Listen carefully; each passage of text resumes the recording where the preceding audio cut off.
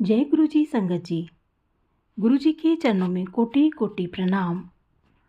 संगत जी, कल हमने एक आंटी जी का सत्संग अपलोड किया था 2 बजे। तो वो चैनल की एक छोटी सी गलती की वजह से वो सत्संग अधूरा ही अपलोड हुआ। इसके लिए हम माफ़ी चाहते हैं, गुरु जी से भी माफ़ी चाहते हैं और आंटी जी से भी माफ़ी चाहते हैं। आज हम उस सत्संग का दूसरा भाग आपके सामने प्रस्तुत कर रहे हैं। तो आपसे रिक्वेस्ट है कि आप प्लीज़ सत्संग को पूरा अंत तक सुनिए। संगत जी, गुरुजी ने भी कहा है कि सत्संग को पूरा सुनने से ही हमारा भला होता है। हमें सत्संग को कभी भी अधूरा ना तो कहना चाहिए और ना ही सुनना चाहिए। तो संगत जी, चलिए सुनते हैं सत्संग का दूसरा पार्ट। जय गुरु जी, शुक्राना गुरु जी। और जुलाई में मुझे पता चला कि मुझे कैंसर डिटेक्ट हुआ है। और तब उस समय मैं तब तक भूल चुकी थी वो गुरुजी का सत्संग। सच में मुझे कुछ ज़्यादा मतलब उतने टाइम में मेरी मदर इन लॉ मेरे साथ थी, तो काफ़ी बीमार थी, बेड पे थी, तो उनके साथ ही लगे रहे। और मई में मेरी मदर इन लॉ की डेथ हो गई। अब ये मुझे बाद में पता चला कि ये सब गुरुजी की प्लानिंग थी। गुरुजी ने मुझे पहले बेटी की शादी से फ्री किया, फिर मेरी मदर इन लॉ की डेथ। मैं ये नहीं कहती कि उनका, ठीक है, सबका टाइम आता है, जब जिसको जाना है वो सबका टाइम होता है जाने का। तो गुरुजी ने उससे भी मुझे फ्री किया। फिर उसके बाद जुलाई में मुझे जब पता चला कि मेरे को इस तरह से कैंसर है, तो मैंने ऑफ कोर्स अपने भैया को और सिस्टर्स वगैरह को बताया। तो गुरुजी से, क्योंकि भैया और सिस्टर दोनों पहले से जुड़े हुए थे, तो उन्होंने मुझे कहा कि तुम्हारे मस्कट में भी ज़रूर कोई सत्संग होते होंगे गुरुजी के, तो मैं चाहता हूँ कि तुम जाओ, सत्संग अटेंड करो और गुरुजी का जल प्रसाद लेके आओ।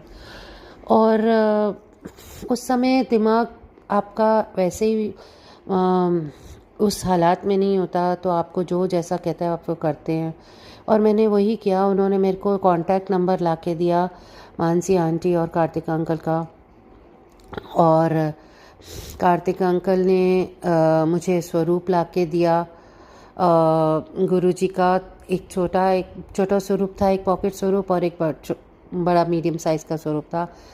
तो उन्होंने मुझे समझाया किस तरह से जल प्रसाद रखना है और रोज़ आपको जल प्रसाद कैसे पीना है। तो वो मैंने करना शुरू किया। जब तक उधर से डॉक्टर से भी बात चल रही थी, इधर से गुरुजी के साथ मेरा कनेक्शन धीरे धीरे, मतलब मैंने गुरुजी के मंत्र जाप करना शुरू किया।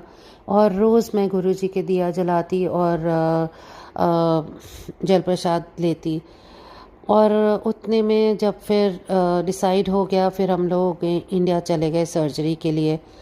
जैसे ही हम इंडिया पहुँचे तो मेरा ब्रदर और मेरी सिस्टर दोनों आ गए थे। और उन्होंने घर पे सत्संग, मेरे ही घर पे वहाँ इंडिया में सत्संग रखवाया। तैयारी खैर उन्होंने ही की, मुझे उतना ज़्यादा नहीं मालूम था उस समय, बट गुरु महाराज की कृपा से, ब्लेसिंग से सत्संग हुआ। और जब मैं सारे टेस्ट करा के सब स्कैन वैन, जब मेरा सब कुछ हो गया, तो उसके बाद जब डॉक्टर के पास पहुँचे तो डॉक्टर ने कहा कि हमें एक और छोटा सा मतलब दिख रहा है, गिल्टी सी दिख रही है, जो लगता है कि कैंसरस है। उस दौरान संगत जी, मुझे कुछ नहीं पता मैं किस तरह से डॉक्टर के पास बैठी थी और मेरे मुंह से क्या निकला, ये सब गुरुजी ने मेरे से कहलवाया। गुरुजी ने ये कहलवाया कि नहीं, वो छोटा जो एक और आपको दिख रहा है वो कैंसरस नहीं है, और आपकी जो मेरी सर्जरी होगी वो इस तरह से होगी। और मेरे को कोई नॉलेज नहीं है मेडिकल की, और इस खासकर इस तरह की कि मैं कैसे जानती कि सर्जरी कैसे होनी है। बट मैंने डॉक्टर को सारा बताया कि इस तरह से सर्जरी होगी और ऐसे होगा, और जो दूसरा वाला कैंसर नहीं होगा। और मैंने ड्रॉ करके डॉक्टर को दे दिया। डॉक्टर मेरी शक्ल देख रही थी कि ये क्या, मतलब ये कैसे बोल रही है, क्या हो रही है, इनको कैसे पता। और मेरे हस्बैंड उधर से मुझे कह रहे थे कि चुप भाई, तुम चुप करो, डॉक्टर को पता है क्या करना है, कैसे करना है, तो डॉक्टर को क्यों बता रही हो। बट पता नहीं, मेरा शायद गुरुजी का विश्वास, और गुरुजी ने ब्लेस किया कि इस तरह से गुरुजी ने मेरा ये मैसेज डॉक्टर को पहुंचाया। और डॉक्टर ने जब अपनी टीम से बात की और जब रिपोर्ट आई तो संगत जी, जय गुरु जी, बिल्कुल वही हुआ जैसा कि मेरे मुंह से निकला। गुरु जी ने जैसा कहलवाया था, वो कैंसरस नहीं था, जय गुरु जी। और और दूसरा उसी तरह से सर्जरी प्लान हुई जिस तरह से मेरे मुंह से निकला। बहुत बहुत बहुत शुक्राना गुरु जी का, अनंतम शुक्राना कि गुरु जी ने इतनी आसानी से वो टाइम मेरा निकाला और मेरी सर्जरी हो गई। उसके बाद रेडिएशन होनी थी, वो भी हो गई। बट जब कीमो की बात आई तो एक टेस्ट के लिए ट्यूमर भेजना होता है, वो भेजा। और पता नहीं फिर मेरे मुंह से ये निकला, मैंने अपने हस्बैंड से कहा मैं कीमो नहीं कराऊंगी, तो उन्होंने कहा नहीं, ज़रूरत होगी तो करवानी पड़ेगी, ऐसा नहीं होता। मैंने कहा नहीं, ज़रूरत ही नहीं पड़ेगी, आप देख लेना, सब ठीक है। गुरुजी ने आशीर्वाद दिया, सब ठीक है। और वही हुआ कि कीमो की जब रिपोर्ट आई तो कीमो की कोई ज़रूरत नहीं पड़ी। जय गुरु जी। इस दौरान गुरु जी ने मेरे को गुरु जी ने 2 बारी ड्रीम में आके जल प्रसाद या शरबत था कुछ इस तरह से, जो मुझे गुरु जी ने पिलाया। और एक और जब सेकंड बारी ड्रीम में जब गुरु जी आए तो गुरु जी ने मेरे को ये दिखाया ड्रीम में कि मैं सीढ़ियाँ चढ़ रही हूँ और चलती जा रही हूँ। एक तरफ बहुत ऊंची दीवार है और एक साइड पे छोटे छोटे मकान बने हैं और दरवाजे दिख रहे हैं मेरे को, और मैं उन्हीं सीढ़ियों पर सीधा चलती जा रही हूँ। अचानक से एक जगह रुक के एक आंटी आती हैं। आंटी कहती हैं बेटा अंदर आ जाओ, थोड़ा यहाँ पे रेस्ट कर लो। तो मैंने कहा नहीं आंटी, मुझे तो अभी आगे जाना है, बहुत आगे जाना है। तो आंटी ने बोला नहीं कोई बात नहीं। मैं अंदर गई संगत जी, और अंदर क्या देखती हूँ मैं, गुरुजी बैठे हैं। और गुरुजी ने मुझे बोला कि ए पी ले शरबत। मैंने कहा नहीं गुरुजी, मैं तो आगे जाना है। मैं इस तरह से उनको आगे जाने के लिए ही बोले जा रही हूँ। बट गुरुजी ने कहा नहीं पहले ए पी ले, फिर चली जाएँ। फिर मैंने वो पिया, और उसके बाद संगत जी ने उन लेडी को बोला, आंटी जी को, कि इन्हों लंगर प्रसाद खिलाओ ता भेजना। तो हम लोग बैठ गए और लंगर प्रसाद खाया। और उसके बाद संगत जी, मुझे नहीं पता मेरे दिमाग में आया या क्या हुआ, ऊपर जाने की बजाय हम नीचे सीढ़ियाँ उतर गए और उसके बाद मेरी नींद खुल गई। और पहले तो मैं बिल्कुल समझ नहीं पाई कि क्या हुआ। तो बाद में मुझे समझ आया कि गुरु जी ने मेरे कर्म वहीं काट दिए, बजाय और ऊपर जाने के, और मेरा कुछ और होता, गुरु जी ने वहीं पे ही मुझे ब्लेस करके मुझे नीचे भेज दिया। तो बहुत बहुत शुक्राना गुरु जी का, अनंतम शुक्राना। ये सब गुरु जी की वजह से हुआ।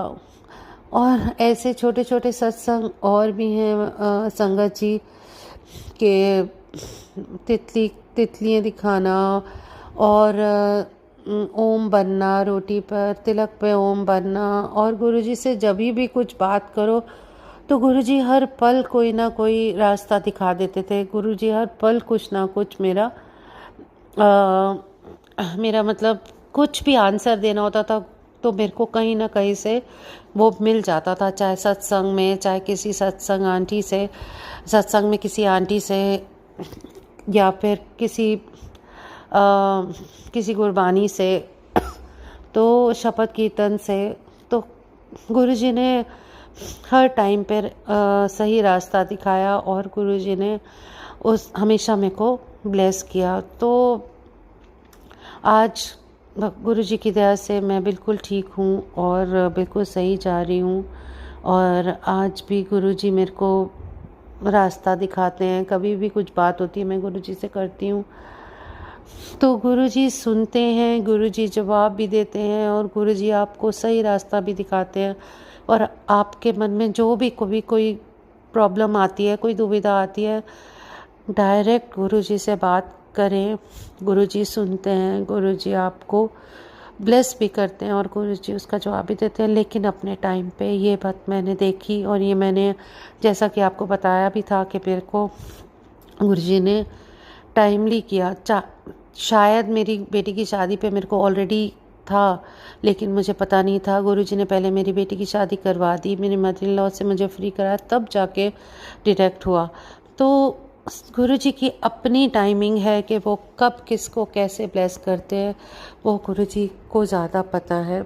और गुरुजी जिस तरह से भी ब्लेस करते हैं, उनका अपना तरीका, अपनी टाइमिंग है, जो कि बहुत ही बढ़िया होती है, जिसको हमें बस फॉलो करना है और मान लेना है कि जैसे भी गुरुजी कर रहे हैं। अगर टाइम लग रहा है, आपकी प्रॉब्लम सॉल्व नहीं हो रही, तो संगत जी बिल्कुल ये ना सोचें कि गुरुजी नहीं सुनते या गुरुजी नहीं है। तो आप बस गुरुजी का मंत्र जाप करिए और गुरुजी को अपने ध्यान में रखिए कि नहीं गुरुजी, बहुत बहुत शुक्राना आपका, आपने जो दिया वो उस पल का, हर चीज़ का शुक्राना गुरुजी का। और बस शुक्राना ही करते जाइए और मंत्र जाप करिए। आई एम श्योर गुरुजी सबको ब्लेस करेंगे। जय गुरुजी। बहुत बहुत शुक्राना गुरुजी, और बहुत बहुत शुक्राना आंटी अंकल का, जिन्होंने मुझे मौका दिया सत्संग करने के लिए, शेयर करने के लिए। अनंतम अनंतम शुक्राना मेरे मालिक। थैंक यू सेवादार uncle ji, thank you so much.